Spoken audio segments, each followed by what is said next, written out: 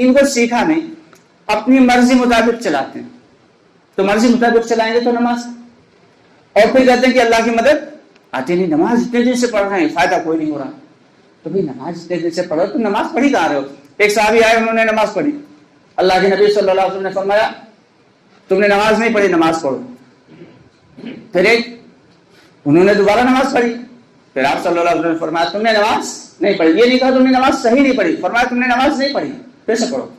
उन्होंने फिर तीसरी मरतबा नमाज पढ़ी, फिर 3 मरतबा के बाद यही हुआ तो आप सल्लल्लाहु अलैहि वसल्लम ने फिर यही फरमाया कि तुमने नमाज नहीं पढ़ी। वो आया, अल्लाह के नबी मैं इससे बेहतर नमाज नहीं पढ़ सकता, आप मुझे सिखा दीजिए। दोस्तों, आगे बढ़ने से पहले हमारे चैनल को सब्सक्राइब जरूर कर लें और हमारी वीडियोस को ज्यादा से ज्यादा लोगों तक शेयर करें। हज़रत जिब्रील अलैहिस्सलाम से अल्लाह के नबी सल्लल्लाहु अलैहि वसल्लम ने नमाज को सीखा। कुरान पाक में कहीं नहीं आया कि नमाज को पढ़ो, हर जगह आया है क्या आया है? नमाज को कायम करो, नमाज को कायम करो। नमाज को सीख सीख के एहतिमाम के साथ जैसी अल्लाह को पसंद है वैसी पढ़ो। यहां तक आता है कि हज़रत उमर रज़ियल्लाहु ताला अन्हु ने तकरीबन 1 महीने में नमाज सीखी।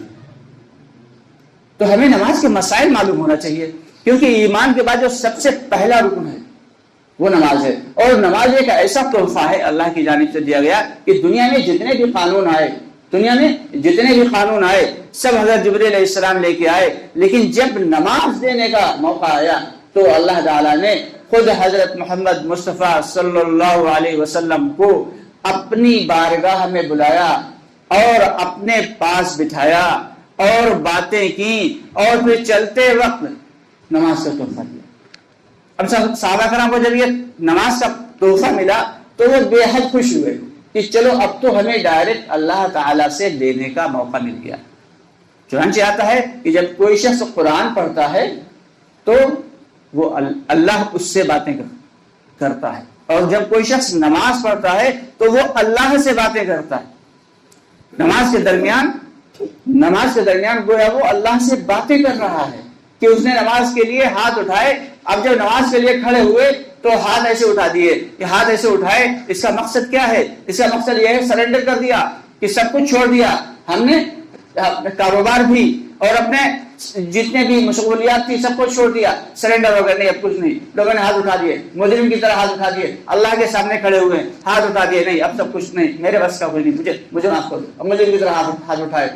और उसके बाद फिर नियत बांधी, 10 बस्ता अल्लाह के सामने खड़े हो गए, और फिर कह रहा है कि अल्हम्दुलिल्लाह रब्बिल आलमीन, कि सारी तारीफें सिर्फ और सिर्फ अल्लाह के लिए, सारी तारीफें अल्लाह के लिए जो तमाम कायनातों के रब हैं। वो एक तो ये दुनिया, और इसके अलावा न जाने कितनी दुनिया होगी, कितने आलम होंगे जिनके बारे में हम लोग नहीं जानते, उनके भी रब अल्लाह है।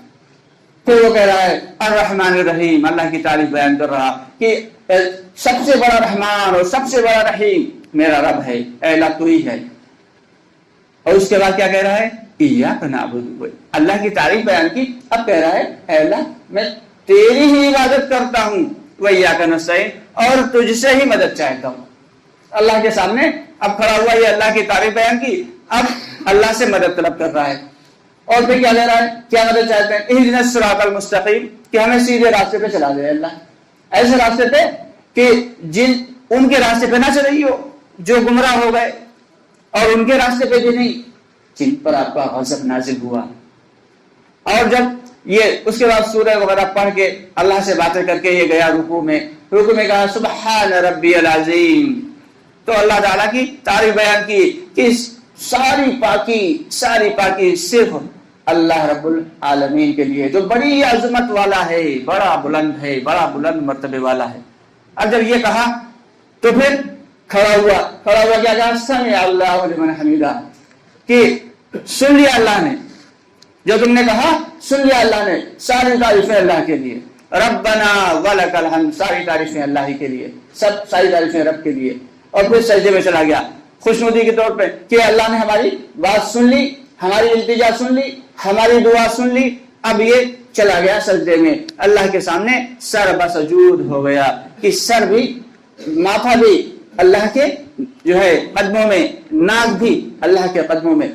نہ جانے کتنے لوگوں کو ہم نے ایسا دیکھا کہ سجدے کر رہے ہیں لیکن ناک نہیں لگ رہی زمین پہ. تو دوستو اگر ناک اور ماتھا یہ دونوں چیزیں یا ان میں سے کوئی ایک چیز سجدے میں نہیں لگتی ہے تو نماز نہیں ہوتی. علماء کرام سے پوچھ نہیں باقاعدہ اگر ناک یا ماتھا صرف لگ رہا ہے ناک نہیں لگ رہی سجدے میں تو نماز نہیں. اگر کسی شخص نے وضو کیا کسی اور اس نے مسح نہیں کیا تو اس کی نماز نہیں ہوتی. کسی نے وضو کیا اور پیر نہیں دھوئے نماز نہیں ہوتی. ٹھنڈ کی وجہ سے صرف ٹھنڈ کی وجہ سے کوئی عذر نہیں تھا ٹھنڈ بہت زیادہ تھی. ہم نے دیکھا ایسے لوگوں کو باقاعدہ میرے سامنے بات آئی کہ ٹھنڈ کی وجہ سے لوگ تیمم کر کے نماز پڑھ رہے تھے. جب بیچ میں ٹھنڈ بہت زیادہ ہوئی تو لوگ ٹھنڈ میں وضو نہ کرنے کی وجہ سے تیمم کر کے نماز پڑھ رہے تھے باقاعدہ اور پڑھے لکھے لوگ. حیرت ہوئی کہ یہ علماء کرام کے پاس جا کے پوچھتے نہیں سیکھتے نہیں. ہم نے دین کو سیکھا نہیں بنا سیکھے ہوئے عمل کر رہے ہیں تو اللہ کی مدد کہاں سے آئے گی؟ اللہ کی مدد تو تبھی آئے گی. اللہ تعالیٰ نے یہ علم حاصل کرنا اتنا علم حاصل کرنا کہ جس سے حلال اور حرام کی جائز اور ناجائز کی تمیز آ جائے ہم سب کے لیے واجب ہے فرض ہے. تو کریں گے نا سب لوگ انشاءاللہ. اللہ تعالیٰ ہم سب کو کہنے سننے سے زیادہ عمل کرنے کی توفیق عطا فرمائے. سبحان اللہ الحمد للہ.